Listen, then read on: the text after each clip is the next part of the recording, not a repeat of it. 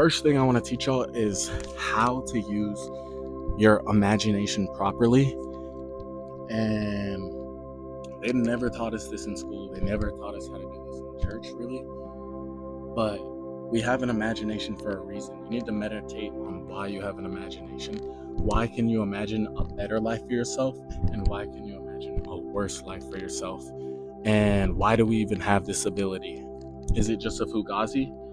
Or did God give us an imagination for a reason? And it's definitely for a reason. And you'll understand this if you just look back to when you were a kid, at how creative you were, how big your imagination got, and how that made you feel as a kid. A lot of our generation is very nostalgic and misses the way we felt as kids because we lost the ability as we aged to imagine things. Anytime you're in a psychic rut in life where you feel stuck, you feel depressed, all you're looking for is to be replenished by spirit. That's all you're looking for. And the only way to do that is through your imagination. So start sitting with yourself. Try 10 minutes a day, just in complete silence with your eyes closed. And start to love yourself enough to really visualize the future that you want for yourself. Get creative with it. Live in that feeling in your imagination. Let's say you want to be a doctor.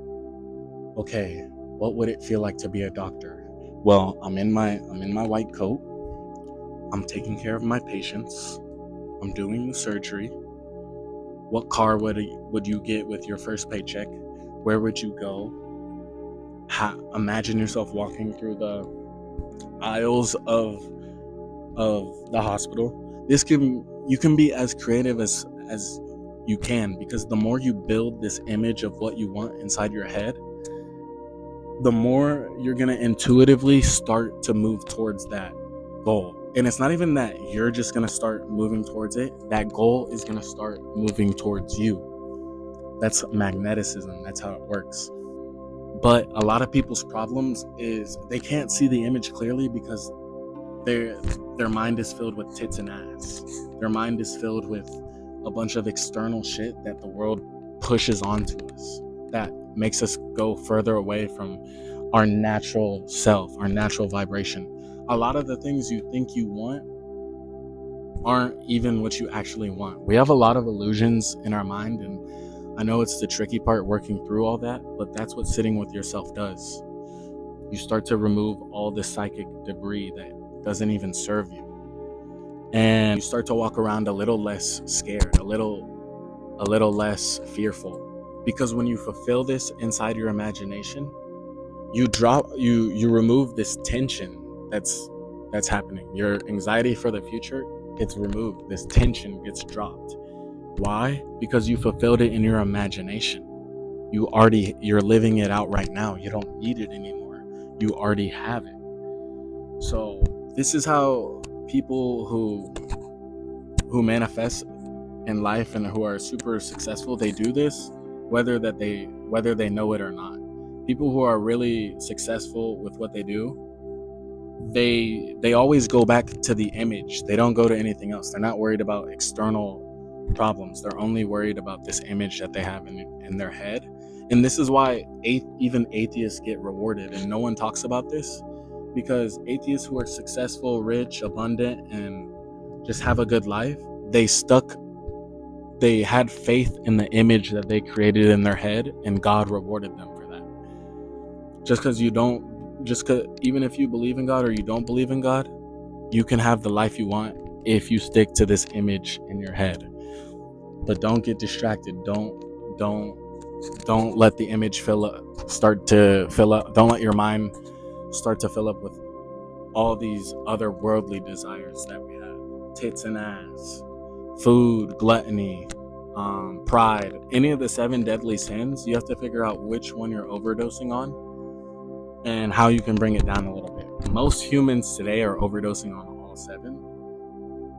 But yeah, and even if you can linger in that feeling for 1 minute, that lingering in that feeling for 1 minute can shake mountains in the spiritual world. Trust me on that.